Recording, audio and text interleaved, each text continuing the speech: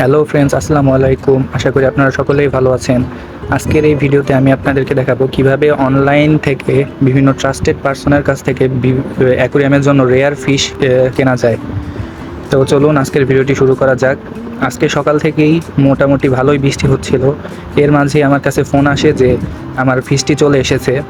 তো আমি এই ফিশটি নিতে গিয়েছিলাম। আমি অনলাইন থেকে একটি রেয়ার ফিশ অর্থাৎ রেডিয়াম মুন্টেল বেলুন মলি এই ফিশটির কতগুলো বাচ্চা কিনেছি, 15 পিসের মতো। তো চলুন আজকে শুরু থেকে দেখানো যাক কিভাবে আমি মাছগুলো কিনলাম। তো মোবাইল স্ক্রিনে আসি। অনলাইন থেকে ফিশ কেনার জন্য আপনাদের সর্বপ্রথম করতে হবে কি, ফেসবুক থেকে বিভিন্ন অ্যাকোরিয়াম রিলেটেড যে সব পেজ আছে সেগুলোকে কালেক্ট করতে হবে। আমি আপনাদেরকে কিছু ফেসবুক পেজ সাজেস্ট করতেছি যেখানে আপনি ট্রাস্টেড পার্সনদের কাছ থেকে ফিশ কিনতে পারবেন। তো মোবাইল স্ক্রিনে আপনারা দেখতেই পাচ্ছেন আমি কোন কোন পেজ দেখাচ্ছি। এরই মধ্যে আমি কয়েকটা পেজে একটা পোস্ট দিয়েছিলাম যে আমার কিছু মাছের ফ্রাই দরকার, যেমন balloon Moli, red tail platinum, albino কই, এই টাইপের কয়েকটা ফিশের আমার ফ্রাই প্রয়োজন। আমি আপনাদেরকে কিছু ট্রিক্স বলতেছি কিভাবে বুঝবেন আপনি যার কাছ থেকে ফিশগুলো নিচ্ছেন সে ট্রাস্টেড কিনা। ফার্স্ট অফ অল আপনি তার কাছে দেখতে চাইবেন যে তার কোনো ফার্ম আছে কিনা, বা আপনি যে ফিশটি নিতে চাচ্ছেন তার কোয়ান্টিটি তার কাছে কতটুকু আছে।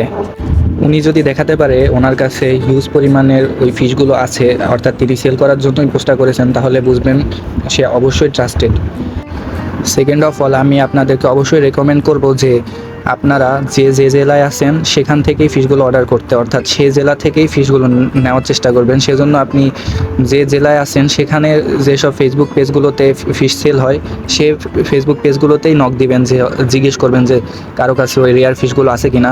ঢাকার মধ্যে থাকলে সবচেয়ে বড় সুবিধা যে কোনো ধরনের রেয়ার ফিশই আপনি কালেক্ট করতে পারবেন। সো সেম জেলায় যদি আপনি ফিশগুলো নেন সেক্ষেত্রে আপনি চাইলে দেখা করেও নিতে পারবেন, সেক্ষেত্রে আর ট্রাস্টেড ইস্যুটা কোনো ম্যাটার করে না। আর আমার মতে কি, আমি যতবারই এই অনলাইন থেকে ফিশগুলো নিয়েছি কোনোবারই প্রতারিত হয়নি। সো অনলাইনে আমার মনে হয় না কেউ প্রতারক আছে যে এরকম ফিশের নাম করে আপনাদের কাছ থেকে অ্যাডভান্স নিয়ে আপনাদেরকে ফিশ নিতে দেবে না, এই টাইপের কোনো প্রবলেম হবে না আশা করি। তো আমি যেহেতু ঢাকা ক্যান্টনমেন্টের মধ্যে থাকি, সে কারণে আমি আমার লোকেশনটা সেখানে দিয়ে দিয়েছিলাম যে আমার আশেপাশে কেউ যদি থাকে তার কাছ থেকে আমি ফিশগুলো নিব। তো তারপর আমার সাথে দুইজনের কন্ট্যাক্ট হয়েছে। এই দুইজনের একজন ঢাকা ক্যান্টনমেন্টেই থাকে আর একজন খিলক্ষেতে থাকে। সো তারপর আমি গাপ্পি ফিশগুলো প্রায় খিলক্ষেতের ওই আপুর কাছ থেকে নিয়েছিলাম, আর এই রেডিয়াম মুলটেন বেলুন মলির ফিশগুলো এই ঢাকা ক্যান্টনমেন্টের আমাদের ভাইয়ার কাছ থেকে নিয়েছিলাম। সো আমি তার সাথে ফোনে কন্ট্যাক্ট করে তার কাছ থেকে প্রাইস জেনে নেই, তারপর তার সাথে দেখা করে ফিশগুলো অর্ডার দিই। এখন আজকেই ফিশগুলো আসছে। সো আমি আপনাদেরকে সম্পূর্ণ প্রসেসই দেখাচ্ছি কিভাবে আমি এই ফিশগুলোকে আনলাম, আনার পরে অ্যাক্লিমেট করলাম, অ্যাক্লিমেট করার পরে কিভাবে আমি আবার যেহেতু আমার কোনো ট্যাঙ্ক রেডি করা নেই তাই আপাতত একটা ডিব্বার মধ্যেই আর কি ফিশগুলোকে রাখছি। 2-3 দিন পরে একটি ট্যাঙ্ক রেডি করে আমি ফিশগুলোকে সেখানে ছেড়ে দেব।